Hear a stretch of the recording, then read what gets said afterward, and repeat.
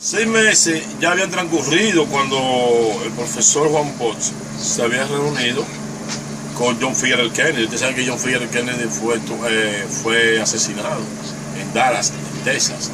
Y a partir de ahí, Estados Unidos entró en una etapa de crisis, verdaderamente, porque el plan de gobierno de los Kennedy lo echaron a un lado.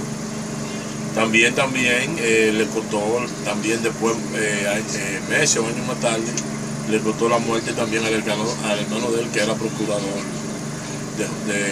general de la República de los Estados Unidos de América, Edward Kennedy.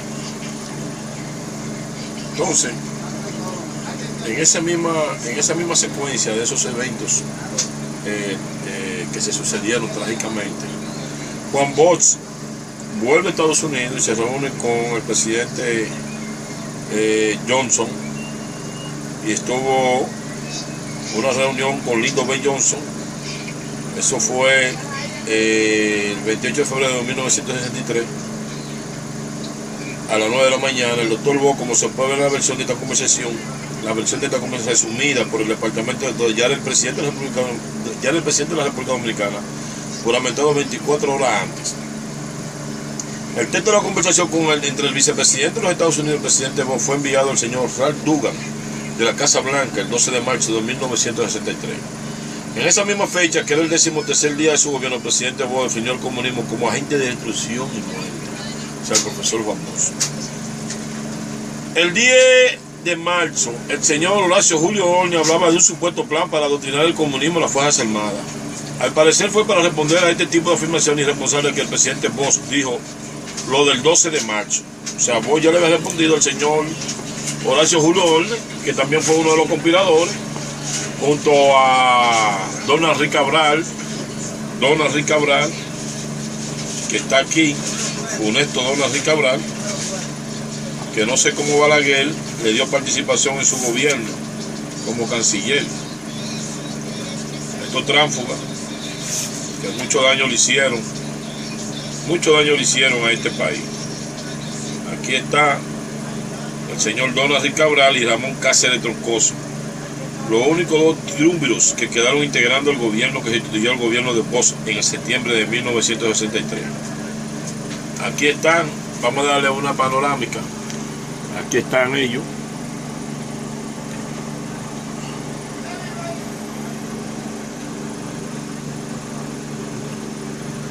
Es vergonzoso aquí cuando doctor Joaquín Balaguer, reivindicándose ante la historia, está en el Palacio Nacional en la celebración de los 80 años del profesor Juan Bosch, y está el funesto Elías Wessing y Wessing, que también vamos a hablar un poco de él. Cuando se le hace esa campaña al profesor Juan Bosch,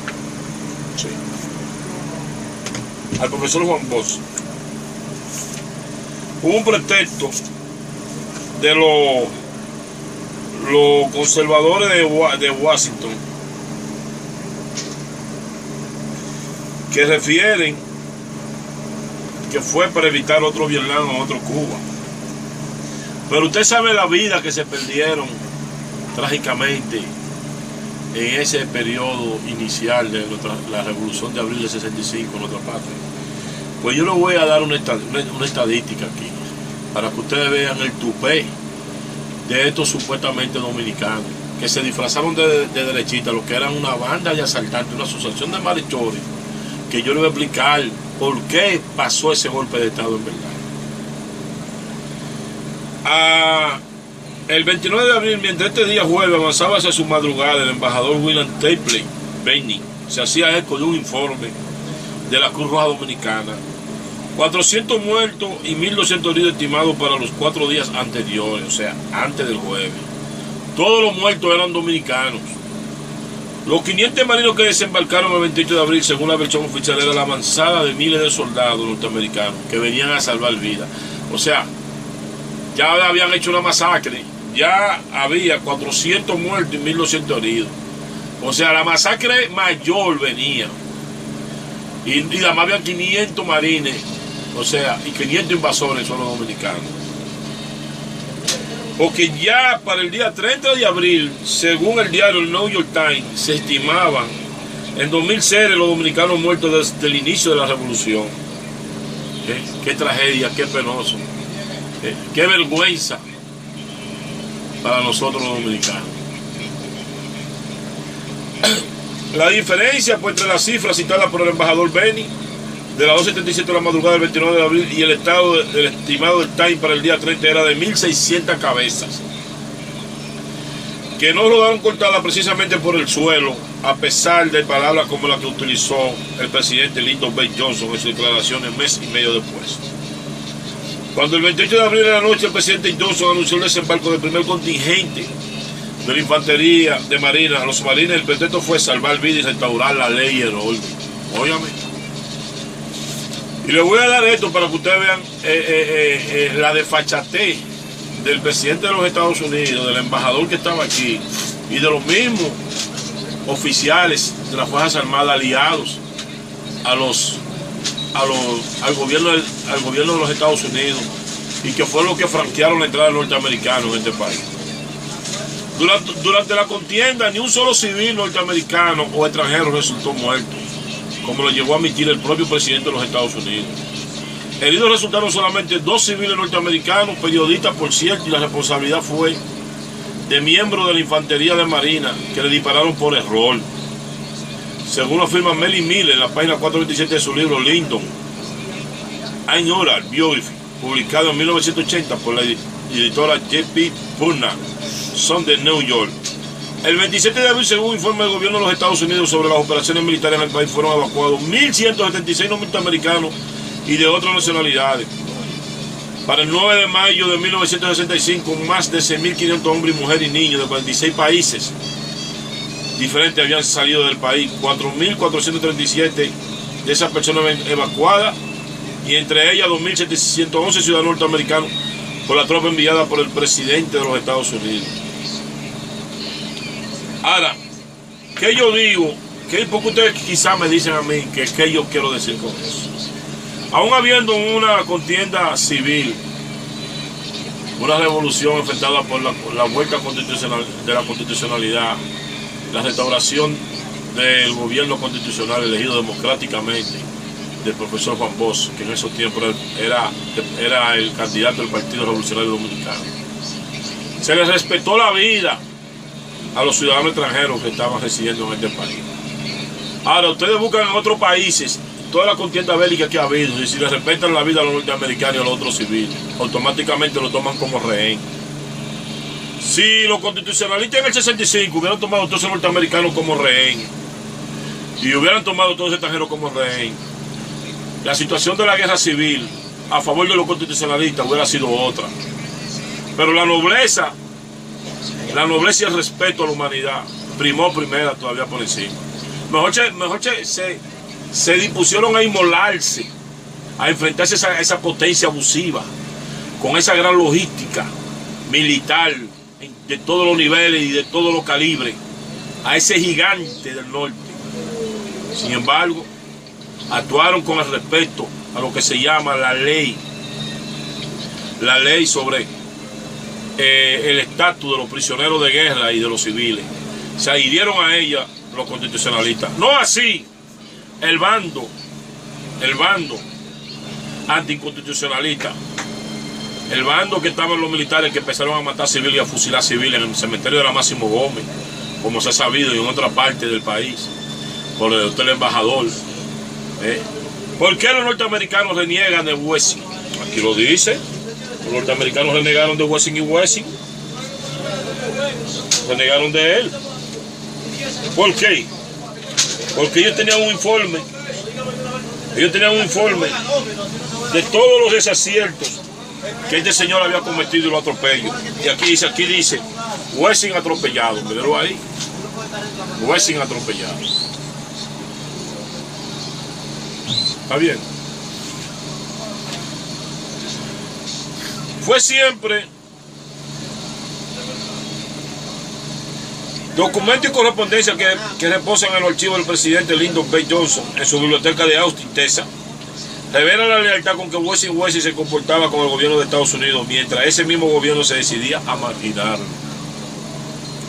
Fue siempre evidente el respaldo que el general Wessing, entonces jefe de las tropas del Centro de Enseñanza de las Fuerzas Armadas con sede en San Isidro, mantuvo en favor de la Junta Militar, que el 29 de abril solicitó por escrito la invasión norteamericana. Sin embargo, el día 2 de mayo de 1965, ya los representantes del gobierno de Estados Unidos querían desvincularse del jefe del CEFA. A las 7:49 de la noche de ese día, el embajador William Taylor Bainey le solicitó que pidiera a Wessing que dejara de estarse identificando tanto con el gobierno norteamericano y con el propio embajador Bainey. O sea, óigame, no solamente fue marginado, sino que se le llamó la atención para que él no se identificara con los norteamericanos. ¿Usted sabe por qué? Por esa cola que le pisa, por los abusos y los atropellos que habían dado. Pero muy diferente con Camaño. Los norteamericanos, aquí en una parte, bajando el Chucho, expresan: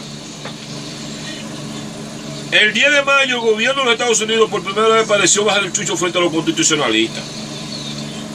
A las 10 de la noche de ese día, el subsecretario de Estado Thomas Main envió un cable de comunicación al embajador especial John Martin, donde le introducía a trabajar por un régimen de coalición en el cual Camaño y otros no comunistas aceptables, para Inver puedan ser incluidos. Óigame, gran chaco para Martin, que el día 2 de mayo había dicho que Camaño podía convertirse en el canto dominicano en un potencial comunista.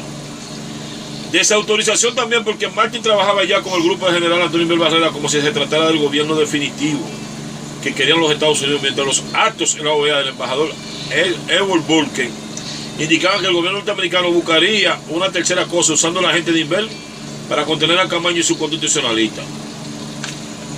O sea, lo que yo me estoy refiriendo aquí, que mientras estaban hablando de Camaño y dando opiniones mucho aquí, los norteamericanos tenían un gran respeto por Francisco Alberto Camaño de Ño. Francisco Alberto Camaño de Ño, aparte de que le demostró el orgullo de ser un guerrero dominicano y entrenado por los mismos norteamericanos, porque ellos lo refieren aquí en uno de su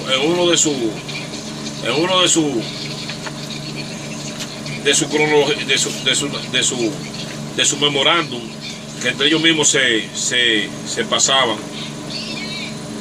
La opinión que tenía sobre Camaño, que Camaño había que, con la misma doctrina que había recibido y entrenamiento en los Estados Unidos, era fácil de hacer entendimiento con él. Era fácil de comprender cómo era la actitud de Camaño, porque era un hombre joven, confiable, un líder joven, vigoroso, un hombre con una conducta intachable, con experiencia no solamente en el campo militar, sino de una familia también que viene de una escuela, de la escuela trujillita, pero conservadora, respetuosa, de un padre que fue un líder militar y obediente a los lineamientos políticos y militares. Esa era la garantía que tenía con Francisco Alberto Camaño de Ño. Ellos todavía ansiaban que Camaño fuera parte de su redil, para despejarle la duda a muchos que crean que Camaño no tenía liderazgo y que no tenía la capacidad. Camaño fue preparado y entrenado en las escuelas norteamericanas de más prestigio en Estados Unidos. Esta entrega también vamos a seguir hablando en revelaciones en la próxima entrega de otro detalle más, porque este tema está interesantísimo y yo tengo que irle preparando la próxima entrega de los que está aquí plasmado, pero tengo que también interpretárselo. Camaño no solamente dio una ética de respeto a la dignidad humana con los demás héroes constitucionalistas y los héroes anónimos que no han salido, que vamos a revelarlo aquí también, porque aquí se salen muchos protagonistas diciendo que estuvieron en la revolución del 65, que fueron héroes, que estuvieron aquí. No, ese San Antón, ese Ciudad Nueva, ese Timbeque, ese Gascue, esa parte de La Fuente, fue caliente esa época. Ese San Lázaro y ese Juego Bonito hablan por sí solos. Ese San Carlos Riquillo, donde estaba el comandante Norge Botello, donde estaban los jefes de los comandos constitucionalistas, que estaba Guillén, que estaba Evelio Hernández, que estaba Chibú, que estaba El Pato, que estaba Santana Caregato, todos esos líderes, todos anónimos, todos esos líderes constitucionalistas de la guerra civil, que no quieren salir, no quieren sacar a relucir. Pues este servidor que está aquí, que le presente esta entrega, va a sacar muchos nombres a fuerte, como también del comandante Fatule Chaín. Y vamos a seguir hablando de más historia de nuestra patria.